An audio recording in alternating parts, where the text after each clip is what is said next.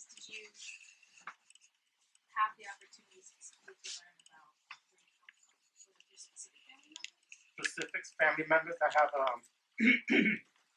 an uncle who used to go around the hills in Borinquen, and he used to find arrowheads and artifacts of the Taino culture in the beaches or in the town where I come from, Juanica.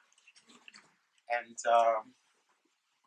that's how I learned more or less through him and my aunts, who was from there. She was a healer. When doctors couldn't find what the hell was wrong with people, they would send it to her.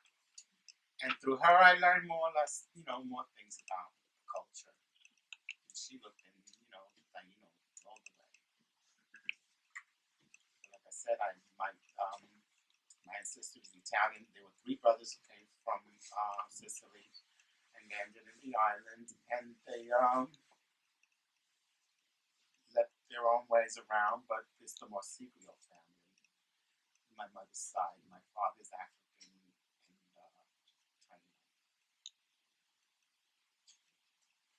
I'm going to pass these around because My mother is from the South. She's a black woman, and so even when I fill out census report, Afro-Latino, Afro-Taino, that's how I fill it out, and that's they look at me and go, what the hell is that? And just walk away and keep moving, and try to live in my truth and what it is that we as people, as a whole, as Latinos, need to do. But as far as my own family, a couple of things. I don't know who else is Dominican or knows anything about linguistics, but we're from the Cibao, which already is a Taino word, right? We're from the Cibao, or it could be Macorís, because there's actually in the island, now that I'm reading about it, Taino was one, but there was another group called Macorís. There was 2 groups, and we know very little about Macorís. So the way the Cibaeños speak Spanish is very unusual, and nobody can explain to me, where did that come from? Did that come from, was that a Taino or an indigenous way of speaking that we're losing? But all my family speaks that way. It's like, I don't want to tell you how it's completely different way of speaking Spanish. But there's just little bits and pieces. And even when I picked up the book, the Fray Ramon, he was like the first one. He was like an anthropologist for the Columbus, basically. Like, they sent him out into the countryside, and he was learning the language, and he learned Macorís, not the other. There were 3 main languages, and then he had within those people, they were other people who knew the other languages, and he compiled all this information about Atabe, all the different goddesses and gods and rituals. But on the very first page of that book, I saw something that I had been always questioning. So in my family, when I was a little kid, if somebody died, other people would say, "Yo lo vi al difunto," the dead person. They would see them out at night. Like, you go out, they would say, "I saw Julio," was my uncle who died at the time. A lot of people would say when they saw him, and it was usually out at night on the trail somewhere, right? But other people too, when they died, they would see them. And when I picked up that book, the first thing he wrote on the first page was these. One custom that the people had was that they would see the dead at night, but only if you were alone, not when you were in groups. And I was like, this thing that I've been wondering about. I see that on the very first page. So that's my process. It's been quite a process. But the other thing I did is I did do a DNA test too, because I know that's a lot of things that I noticed a lot of Dominicans and Puerto Ricans are doing, and that's a whole nother controversial thing, but I did that. Called When the West Meets Goya and Chicopee, which has been circulating. And when I mean Goya, I mean me as a Puerto Rican, because my black friends would always call me Goya. Like, you're a Goya bean. But when I say the West meets Goya, American culture, white culture, is known for their Western films. Yippee-ki-yay, cowboys, guns, military films, individuals like Trump. And I have a collection of works through abstract expressionism that shows my emotions and feelings, depicting the American frontier from my perspective, from my experience about my Puerto Rican culture. And as time has gone on, reading books from Howard Zinn, which I'm sure everyone here who's familiar about his books would understand a lot of good information about our culture. And like I said, I've always grown up knowing that I was part Taino. And in the last census, something I read here, which is amazing, I actually put down I was Native American. And the census called me back. They actually called me back and said, "What do you put Native American?" Like if I put an error, why did you put Native American? I said, because I had Taino blood. Because if you look at my little brother, he's trigueño, he's dark skinned. And you see me, I'm light skinned, and then my mother's like indigenous like crazy, and so is my dad. And I always ask my mom, who's the lechero. She gets mad at me. That's the milkman. That's the milkman.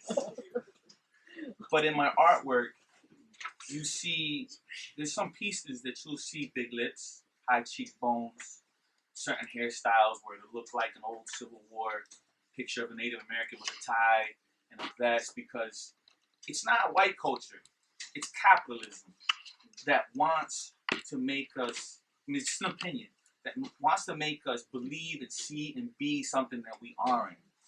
It's the I'm taking from you, you're giving to me, and you're gonna get less for what I got from you. And something that I struggled with was trying to understand my Puerto Rican men in Springfield. Why is it that I see Puerto Rican men hanging out? Why is it that in all these civic association meetings about drug dealing or this or advancement, why is it that I saw always my female cousins advancing faster than my male cousins? And something that I learned in studying from different books, especially from the Hispanic library from Juan Falcon out of Holyoke, I learned that Taina women were in charge. See, white culture, capitalism, right, teaches us that it's the man who's supposed to be the man of the house. It's the man who's in charge of everything. But I find out that in Taino culture, that the woman picked her partner. And if she didn't want him, afuera. And not this whole idealism that I've been taught, and I've been struggling with my own identity as a man, because society tells me I'm supposed to look this way. When I was in the Navy, I did 10 years in the military. I used to always get turned from out, right?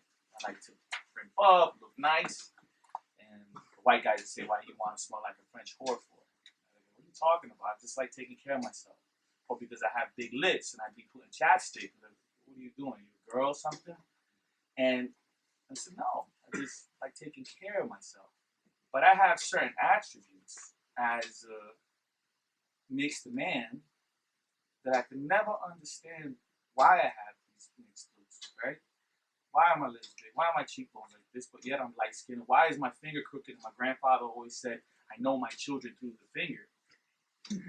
And I've done my own personal research. But I do, in my art series, I do express that. A lot of it's abstract expressionism, some cubism, some minimalism, but it's in there. Because there is a lot of frustration. Like right now, I'm telling all my peoples that Puerto Rico doesn't belong to the USA, doesn't belong to Spain, but belongs to the Taino people. How are you even having a discussion over the land of Puerto Rico and taxing or whatever ideals or whatever they want to come with, when we need to recognize that we are a nation of people unrecognized? I understand that my independita brothers want independence. And then I tell them with what economical force. Then I understand the one that wants statehood or whatever, and I just say, "Hey, it's a shame I'm tossing this on the table. Why can't we federally be recognized as a nation? We gain independence. Two, if we are a federal reservation, which is not the greatest great thing, we know that from seeing from our other brothers, indigenous brothers, but we then are recognized as a nation, and our congressmen and congresswomen have voting power in D.C., and we can actually make differences and maintain our government and recognize ourselves as a nation." Yes. I'll be the first to say I like having some type of defense. I don't want to just our people to be left out there to dry and left to the wolves or the lions. So back to what I was saying, through my mother, I've been raised recognizing all three. And I began, since the last census, recognizing myself as Native American Taino. And I adopted the name Radio Next, looking up the Taino alphabet. I've yet to do a DNA test. I just don't feel like paying $100 for a DNA test, but I know it's there. I feel it in my blood. I feel it when I walk in the woods. I feel it when I talk to certain people. The spirit recognizes the spirit, and you see it, you feel it. And now I understand that as I've been a stay-at-home dad, and unfortunately me and my son's mother aren't together because we don't see things differently, but I stayed home to take care of my son. I have pride in that. And I understand now why I see more Puerto Rican women successful than those Puerto Rican women. There's nothing wrong with that. Society says, oh. And I'm here to learn from my brothers and sisters about my culture, about being Taino, and about getting together and getting us recognized. You know, especially those of us that are educated with the education, with the experience, with the background. We can do it and we can fight for that recognition. Thank you for letting me speak. Thank you. And so a lot of intergenerational going through my family history. I remember my great-grandaunt out in California writing about her family history side in Corsica. This is on my dad's side. And so seeing that side of the history and then asking my mom about it and saying, well, still doesn't really know. And for me, it always was this weird half in, half out, because being here in the United States, I am passing white despite being full-blooded Puerto Rican. And I don't know where my true heritage lies, in the sense of I know I'm Puerto Rican and I know I have Corsican in me. I want to know how far that Puerto Rican goes. And so for me, I'm walking in here, I got reminded of, I think last year or the year before, visiting Puerto Rico and going to Old San Juan. Next to El Morro, there's a cathedral. I forget the exact name. I think it's one for San Juan. Pero, so they had a painting in there for the first time that I remember they did an art installation, and it was of a depiction of, I think, San Juan, but it made an express point to make him be depicted as a Taino man. As in it was the story of him either wrestling a snake with an arrow in his side. And for me, this was the first time I remember seeing in that church them putting anything up that was made by a local artist, that was made to appeal to the local heritage and local history. And for me, it was a big deal, because I saw this part of myself and I saw this part of my history, and I said, this is important. This is the first time I saw anything that seemed a part of me and a part of that history that my mom and I still want to learn more about and want to still look deeper into. And then I remember where my dad comes from. He's from Arecibo. My mom is from Trujillo Alto, which is right outside of San Juan. And so going to Arecibo, passing through their lovely coastal town, great beaches, great everything. But if you go, I think, a few miles out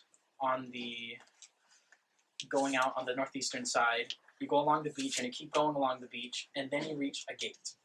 You look up the gate through the hill, and you get to the top, and it's the largest monument in the Caribbean, even, and it's dedicated to Christopher Columbus.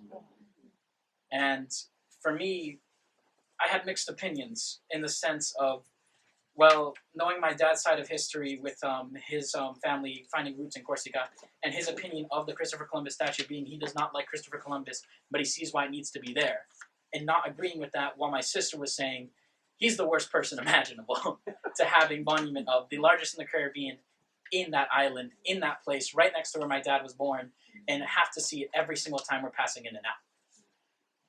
For me, looking back on it now, I'm shaking a bit, because never once in my life has my family ever gone up to see the monument. It has always been closed. It's always been under refurbishment. With Maria, they shut it down for God knows how long, and I don't know if it's open again.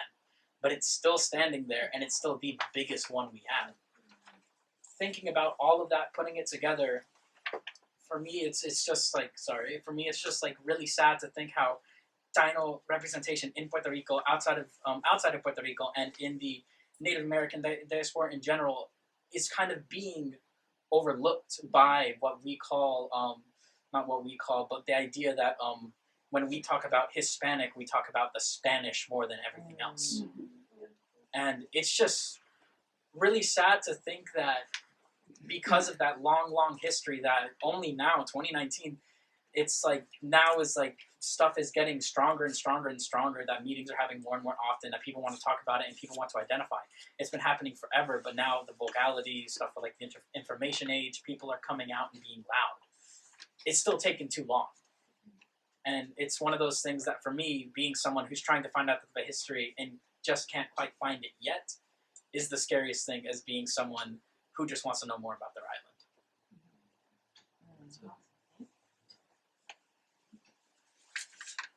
Anyone else want to share? And I'm gonna dress as a Taina, right? So I had somebody bring me a little girl, and my friend braided her daughter's hair, and the little girl and I wore like little sackcloth because obviously I couldn't be topless, but we were the only ones. Everybody was, I don't know, maybe over 100 people, and like everybody was dressed as a Jibaro or as a Spaniard with the flowers and all that stuff, and I'm like, that's sad. We're not. A lot of people don't embrace, or they don't recognize themselves as indigenous. It's very sad. I just went to Puerto Rico. I went to see in Museo de Semi, all those places, and they're so small in comparison. Like Hajuja, all these little areas, wherever they have, it's tiny. And for African history, they don't even have it anymore. The Museo del Africano, like it's crazy. But then you see all this massiveness for Europe, which I don't have a problem with, celebrating it. But I'm like, celebrate it all. Don't be ashamed. Be ashamed. We're the good and the bad, but don't just ignore one piece of us. That's the beginning. That's the root of who we are. The older I get, the more indigenous I look. I love my cheekbones. I used to be like, my forehead's so flat, and I'm like, mira que Taina más linda. But and my kids learn that, and so they see it different. They're like, mami, look, mira me oyenta. Yep, yes you do. Put on more. Dale, ponte más. So it's embrace those things. I We just need to want learn more. I just want to just acknowledge that experience you had, because I'm sorry, guys, I find symbolism in everything, but the fact that you went into a cathedral, Catholicism, right, and seeing that indigenous, so we think of course, my Mexican side, La Virgen Guadalupe, that was desensitized. That's all Catholicism by Spain, who once was Iguacola, who was the goddess from the earth, that was the all-knowing, all-being, was a woman. And just to see that part, that is so symbolic, to see that indigenous man in a Catholic church at that moment, like that must have been like, I felt that, like just you telling me, I'm like, oh, I'm so glad they did that. Yes, to feel that inside that Catholic box. It was just unexpected. Oh, it's just walking in there, it was the first. So usually, like, they have this entire white wall, usually dedicated to either upcoming events, posters, and all that. For the first time, they just had this installation, and it was the painting taller than this room, massive, taking up the entire wall, and it was beautiful. And I don't know if it's still up. Like I said, the part that hurt the most is that was a temporary installation while that damn statue was there forever.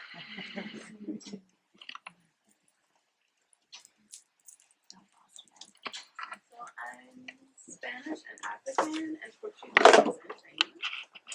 So you can just see the slavery all over that quartet and how magical that is. But what gets me about being Taino is that my grandfather, who was born in Florida, raised in Puerto Rico, and came here, had children. When he got to retirement age, he went back to Puerto Rico. Doesn't know what it means to be Taino. He's like, I'll find out for you, which I think is precious and adorable. He's like, I'll look it up. I'll ask some friends. I'll figure it out. But he doesn't know what it means to be Taino. So as someone who's only this much Taino, out of, this much, like a percentage, it kind of feels like, well, if he doesn't know, what can I ever hope to know? And so... Wait, he's the Taino, but he doesn't know what it means? He doesn't know, yeah, he doesn't know what it means. I think that's common. He probably doesn't recognize it. He probably is it. That's what I'm seeing. Like, a lot of the things that I know my family has been doing, but they didn't know that's what it was. Right. The way we speak, this thing about the dead people that they see at night, like, they didn't know that was actually the Taino part. Right, and I'm sure, but it's interesting to me that he can't tease apart, right, those threads, because I know people who are German and Irish, and they'll be like, oh yes, my German ancestors do this thing this way, and my Irish ancestors do it this way, and so but he can't tease those threads apart. Because that's how the genocide works. I went to hear one of the Taino speakers, I forget his name already, but he he talked about genocide by paper. So through the census, they said, oh no, it's, that you're not. There's no Taino even on the census, right? You had to choose either these other categories. So I think that's how people lost it. Like my own family. Okay, so I'll tell. In my family, I was asking about the higueros, those gourds, right? That they're not. They have the shell and you use them for things, but you don't eat the fruit, right, of the inside. That's how I understand it. So I was asking my mom about it because they have those trees on where my aunt lives, and I said, "What do you call them?" Because I know Puerto Ricans call them higueras, but and so we had a whole conversation about higueras, calabaza. They call them calabazos in Dominican Republic, in their part of the Dominican Republic. But calabaza, everybody else calls calabaza, we call them auyama. Auyama is probably an indigenous word, and I don't know if it's Taino or Macori or whatever, but like getting all these lessons. So she's telling me all these lessons about the higueras and how she remembers they used to use them like different sizes. Like if you had a small one, you could use that almost as a utensil. But if you had a big one, that could be where you serve the food. And then you had the medium-sized one where individuals would eat the food from the. So, and she said, eso era cuando éramos indios. Y no teníamos dinero para comprar plato. So she's basically, if you don't know Spanish, that's when we were Indian, we used to do that because we didn't have money to buy actual plates. But now we're not Indian anymore. Oh, because money changed. Money changed. Economics changed. That's what money. So Economics changed. It's an interesting mentality. So I'm just trying to answer your question. It's weird what it does to people's mentality. Like, what it does to us. I reverse that mentality. Do they ask me where you from? Say Borinquen. Right. I have friends who come from Quisqueya. What's that? Right. Dominican Republic. Right. And so when I use the indigenous name just to let them know that that was before. Absolutely. Like when I did my dissertation on these writers, I was thinking Dominican women writers, and that's what I say. But my title of my dissertation, I wrote Quisqueyanas. Yeah. So yes, I think that's a part of it. And who's the person from Haiti? So Haiti, I learned that's a native word, and they don't teach us that. Yes. Yeah. They have Tainos in Haiti. I don't know if people here at UMass took Latin American history here, and there was a time during the 1900s dealing with eugenics, when white people wanted to white themselves more. There was like a scale system, literally a scale system from like the English and the Scots and whoever, trickling down. The whiter you were, the closer to God. And then like the Chinese and the Hispanics, the natives, were down below, basically you're closer to Satan. I can't remember who I took the class with, and it was a really good handout. Wish I had it still. But there was a time period where people, and I think a lot of us who know this is common knowledge, where people want to be whiter. We see it in Asia now. Wherever capitalism goes, you see that behavior. The lighter skin you are, you're more related to money. You're a better person, and I even learned that in my community, where it's even in the Hispanic community for a while. I think things have changed lately. I think it's becoming more popular to be different colors now because people are open now. But years ago, as a kid, it's like if you were lighter skin, you were just considered higher class, and to be associated with Taino was kind of like. I had an aunt one time tell me they were savages, and the way she made it seem like they were just stupid people, dirty people. And I looked at her like she was ignorant, and I didn't want to get smacked, so I kept my mouth shut. And that culture kind of still exists, like whiting yourself more. And I'm not trying to offend anybody. When I do talk to my friends, black friends and Spanish friends, I always say, we joke around, we drink and say, we need to colorify the world and just marry someone who's white so you have more people of color throughout the world. And all this racism because we get to go away so we can all be great and we all laugh about it. But we need to do the reverse of utilizing this whole, I need to white myself more so I can appear to be something greater than I am.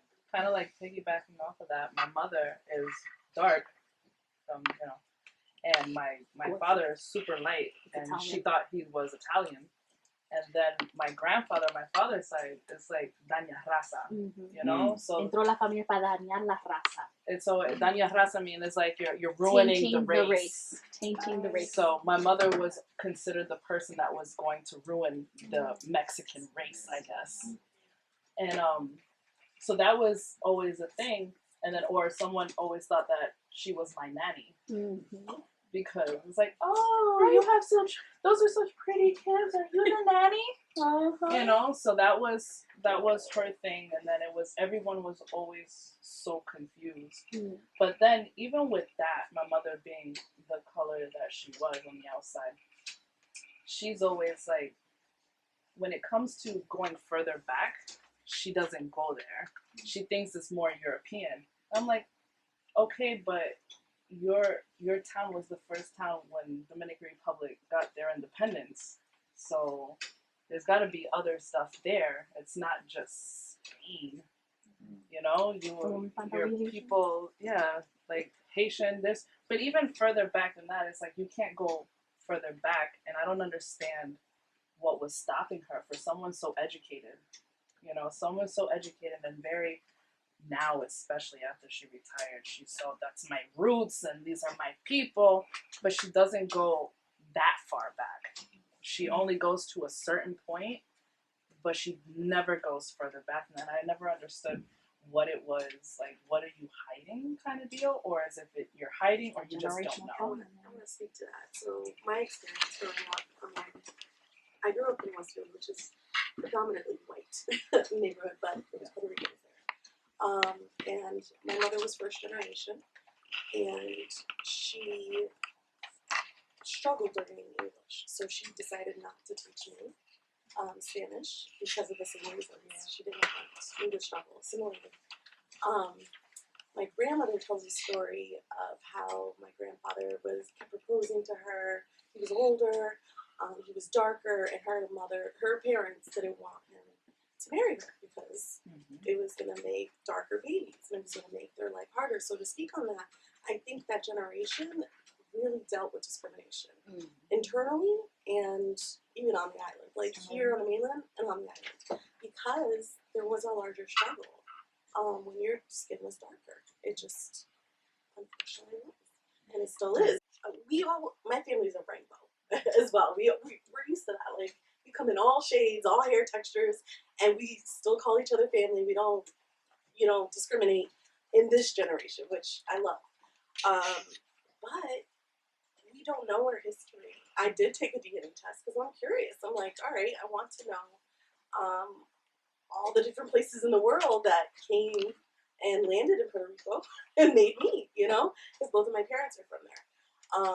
But yeah, discrimination played a role, I think, for my mother and my father. He's lighter, more of the Spaniard blood. I have to get his DNA test to see, but I'm sure he's got a good mixture too. But yeah, I just recently, I'm so glad these conversations are happening so that I can learn. I wish it was something taught in schools. It's so needed. Sharing the stories, sharing the culture, sharing the books, just self-educating. So thank you. Yeah, I really didn't know how to introduce myself in this circle. I don't have like a big tie-in. I'm a foster child, but something that you said down there, you said that the whitening, right? I just want to know, like, a true show of hands, how many people know the word barbecue and where it came from? I wrote an article for the paper about a whole bunch of stuff. I mean, that's the first thing I learned about Taino culture. So I was born, and my mother, Sicilian, gave me a native name to Puerto Rico because that's where, that's where she went to. That's where her father took her. And coming to America, my father didn't want me to have a native name, so he named me Kevin. And so growing up, I was by Kevin, and I became a foster child. And I learned about Bakua. I was like, that's cool. Like, I want to learn about that. I know I'm Puerto Rican. Let me hear more. And through there, it immersed me into a culture that I never knew was a thing. Because until I was in 8th grade. As far as I knew, Puerto Ricans are Puerto Ricans. I didn't know anything else. I didn't know about the Tainos. And afterwards, after getting to, like, after learning about, like, just as I just read about the word genocide, and I was like, well, something I learned was how they use juca, and they scraped it, and they would kill themselves like that. And to me, I was like, that hurts. But I wanted to know more. So my name, my native name is Kino. That's my name. But my father changed it to Kevin because he didn't want me to go through that. I grew up speaking English. But then when time hit, I realized that no, I have to stay true to myself. So when I went into high school, not only did I take Spanish classes and do great, but I learned the form of dance called bomba. And that to me really immersed me in the culture. And I haven't done a DNA test yet, but I'll be damned if I'm not, at least 50% Taino. Because if I'm not, it's in here somewhere. It's in my heart. You feel it. That's what I got. How many of us have family in Puerto Rico or Borinquen? You know what's happening there now after Maria? Mm-hmm. We're selling our land to developers. The prices have dropped. I was talking to Heriberto Flores, who's a very prominent Puerto Rican New England farm workers in Springfield. I'm actually working on a documentary with Gumecindo Gomez, who's a national representative of Vietnam veterans. He's Boricua. And he's literally a living Rambo. If you ever talk to him, his military experience is just crazy. It's like Rambo almost.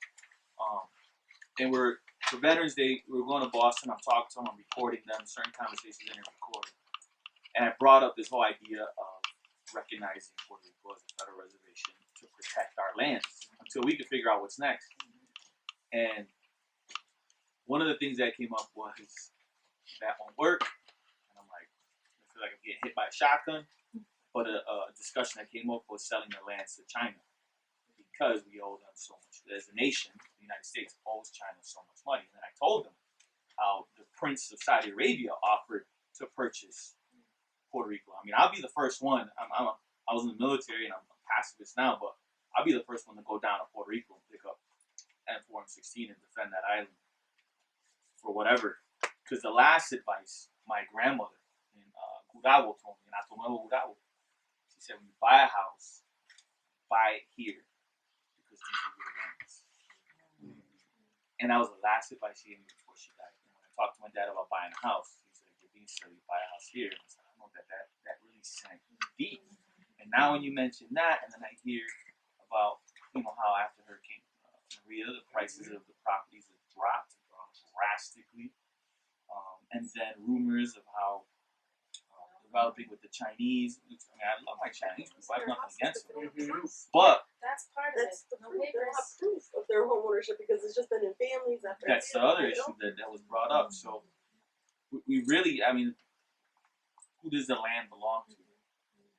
Taino. Not the Spanish, not the United States. All the Tainos, and we need to find a way to recognize and fight for that. That's right. How can the people claim the land if they don't exist anymore? According to what we're supposed to be. It's very convenient to not exist, right? To the developers. And even if they make the reservation, this government has never kept its promise to the indigenous people. Never. Broken each and every one.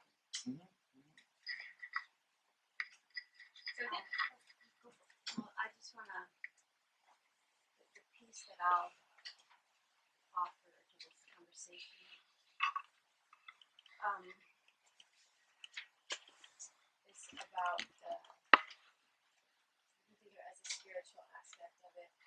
I did the DNA test, as I said, I'm Puerto Rican, my father's Filipino, and there's always been there's a kind of mythic Taino, as we've been talking about sort of in the conversations, part of how we know who we are.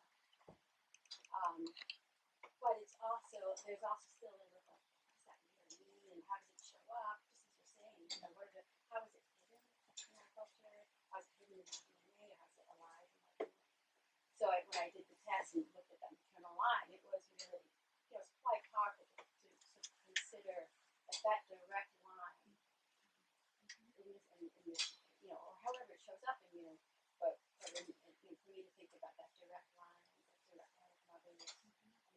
others. But my work in the world, I'm a UMass education alum, but my work is what I call indigenous epistemology for workers. Meaning, how do we reconnect with indigenous ways of knowing?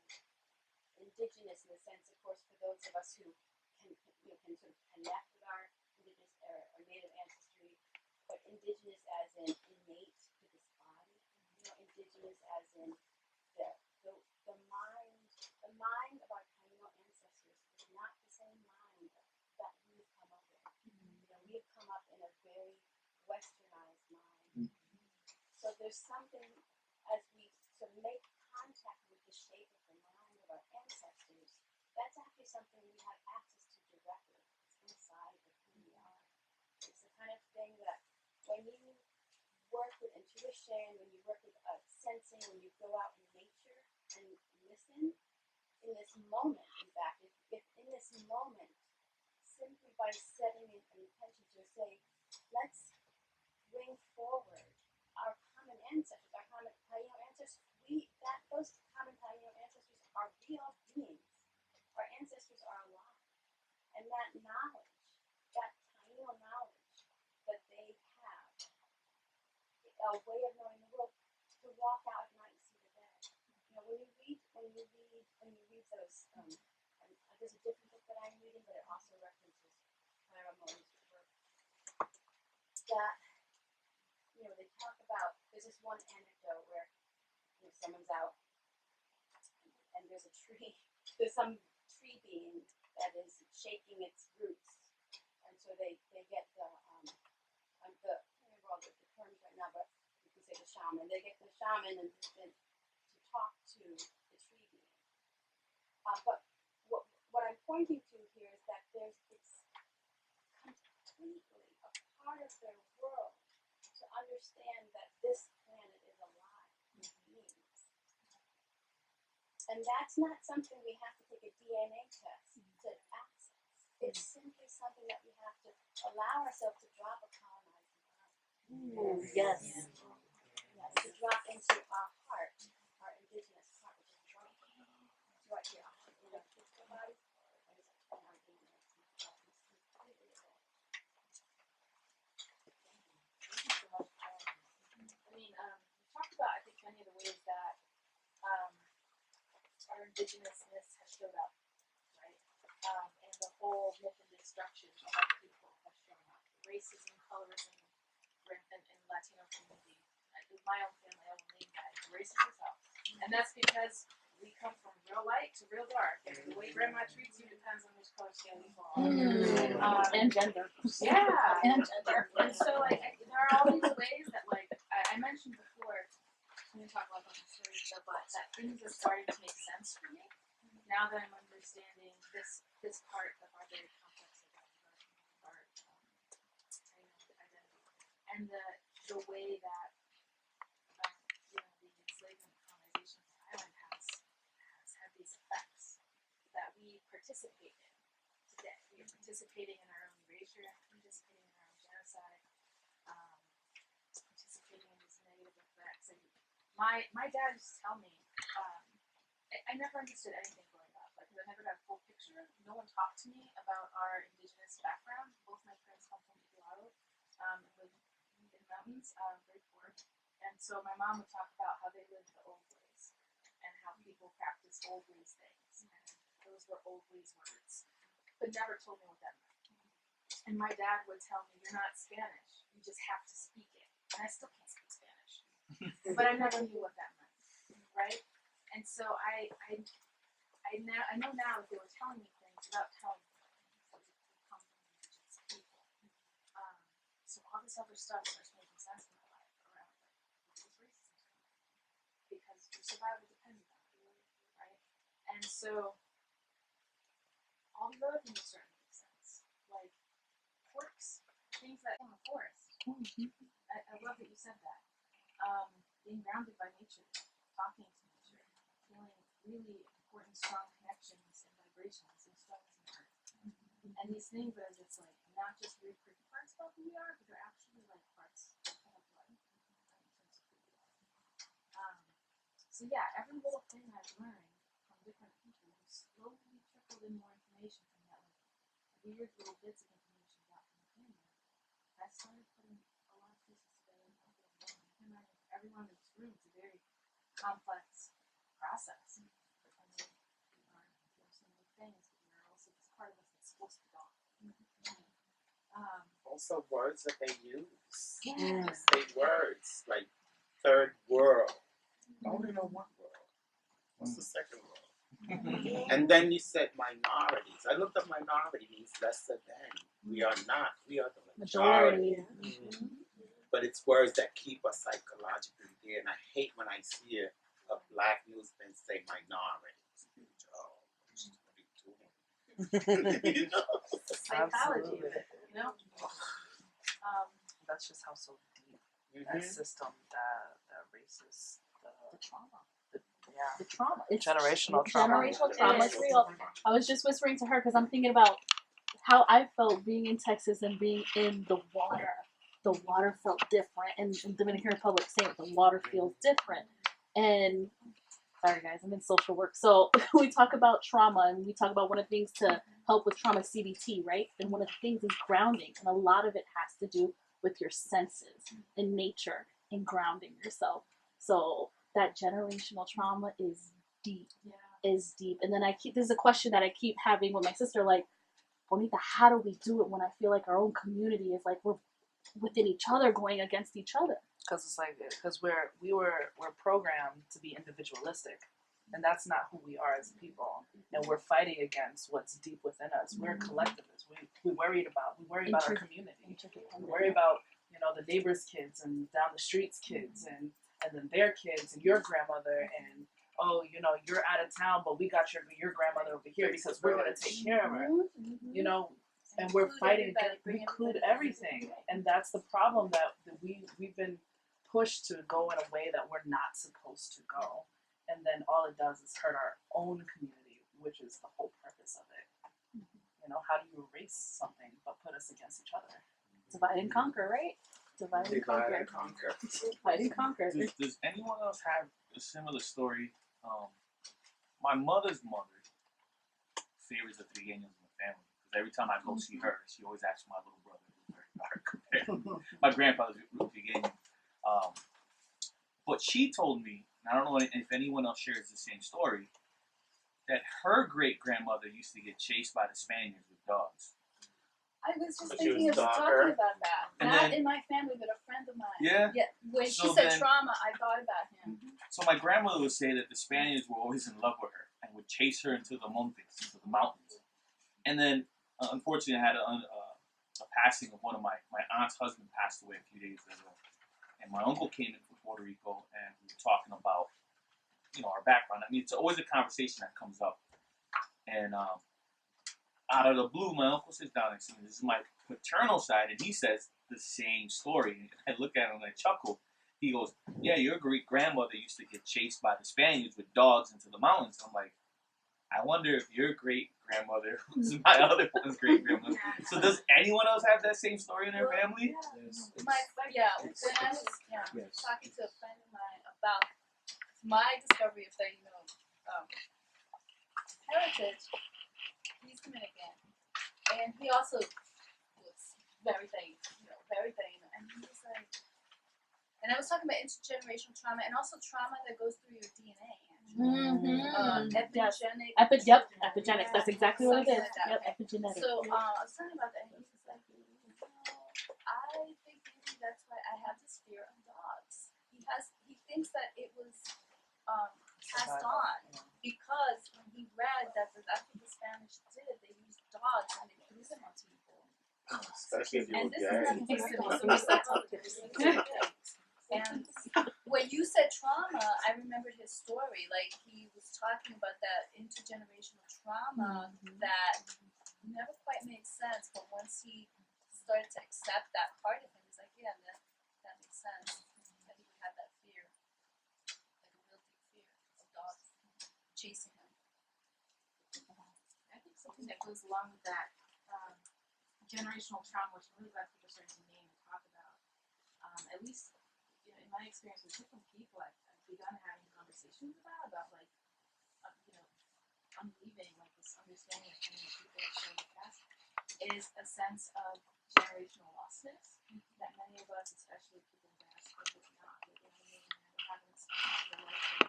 I mean, not living their island. There is a sense of like an identity crisis you can only describe as a general lostness, generational lostness, a culture of understanding of place, out of place all the time. And feeling disconnected to something that just doesn't feel magical. It's so funny you say that because I was thinking it's a religious thing, and I'm going through different religions trying to feel like where's my home?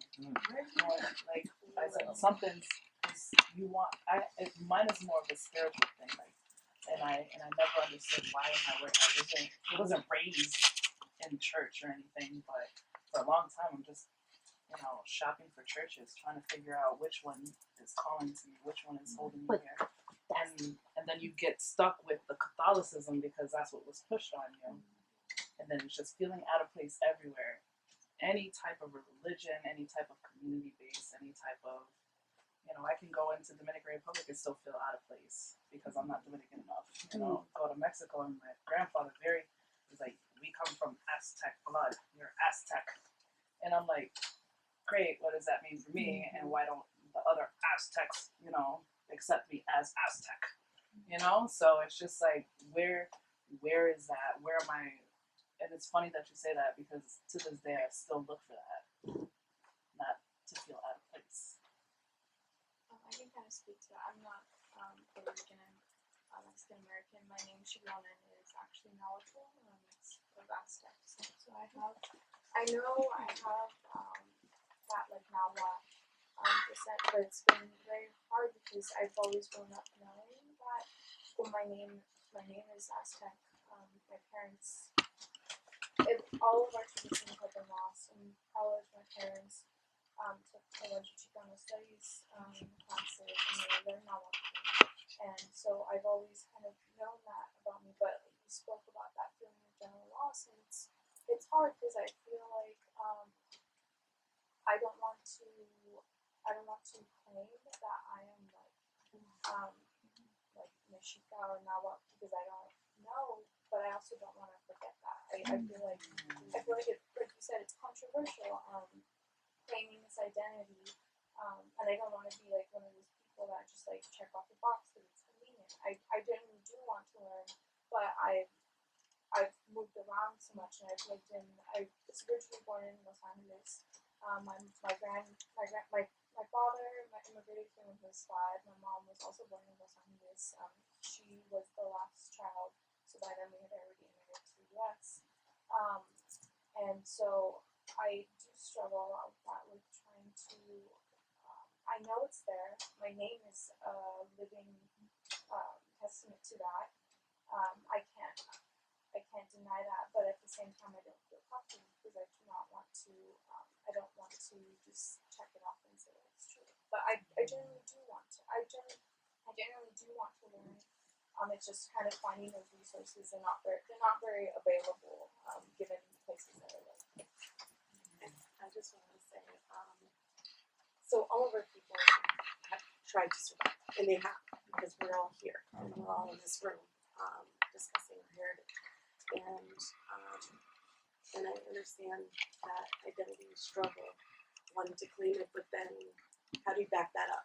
How do you back up that claim? I just think personally, I think it's important to claim it, whether or not you have the backup in order to gain it and to gain recognition and to be broader. And I think it's a safe era right now for our people to come out and to claim it and reclaim it and relearn and share. And that's kind of the generation we're living in right now. It's taken a long time, a lot of survival, a lot of resilience. A lot of people say Puerto Ricans are like the most resilient people. They retain so much. Even our Spanish is, has a lot of Puerto Rican words. It has a lot of other languages in it because we want to retain it. And I think it's now we're no longer hiding it in plain sight without acknowledging it. We're trying to acknowledge it and trying to identify those pieces. And I think it's such a beautiful thing to witness. we need to do that to keep it alive. I mean, you Literally, might not we need feel to claim Taino. it now. Yes, We you need are. to claim it now. Yeah. When I was young, I went to El Museo de Pibes. It's a Taino museum in Ponce, and I always remember that when they walked us by this picture of this lady, they said that was the last Taina, and she died within my lifetime, right? Yep. So they're like, that's the last full-blooded Taina, whatever. So everybody after her is, like mixed, whatever. And I'm like, the Tainos all died, like really, like they're like, so nobody's Taino. So you're like, oh, nobody's Taino anymore, and then you're like, hold up, but what So there's people who are 90% Taino, 75% or whatever, if you want to break it down like that. But I will never forget that they were like, the last Taina died within your generation, and it was a woman, so it's not like it was a man that could, really. So claim it, because we have to keep it alive. Darlene, to piggyback off that, I think I like to look at the positive side of things, and I think as those of us who claim that we are Native American Taino, I think it's great that we are mixed, because what would be uglier is if a group of Tainos would say, "No, you're an outsider," and that kind of doesn't exist, because now we're all inclusive, no matter what shade or what color or how our hair is. If you accept your Taino, you're Taino. You accept it, you be it, you breathe it, you live it. You try to learn your best. And I'm constantly always looking up alphabet, words, and looking for seminars with people. Let's start. Hey, can we start learning our culture, our Taino culture, our heritage? Can we come back and maybe learn something? I don't know if any of your grandmothers have recipe books of some of the food they would make or medicines they would make. I mean, we got to make sure that we talk to our elders. It's always the women in my family that know everything. I mean, my uncles seem to be like, they just know how to fish and go to work. It's like, my mother was like everything to me. So I would appreciate any of that effort you see it in the future from any of you. That would be beautiful. And language too, because what we look at now is more like the Arawak. I did an article for the paper, and they put it in one of the books about Springfield Heritage of Puerto Rican History or something. And I was just fishing everywhere for Spanish words, que si guagua, huracan, things like that. But it's really hard, like, to try to find a Taino, like, vocabulary, like, as it was spoken. I have never, if anyone knows of any, let me know, but I have never found, like, anyone who's still practicing, like, just back and forth the original tongue. They just have, like, little bits and pieces, and then the rest is more Arawak.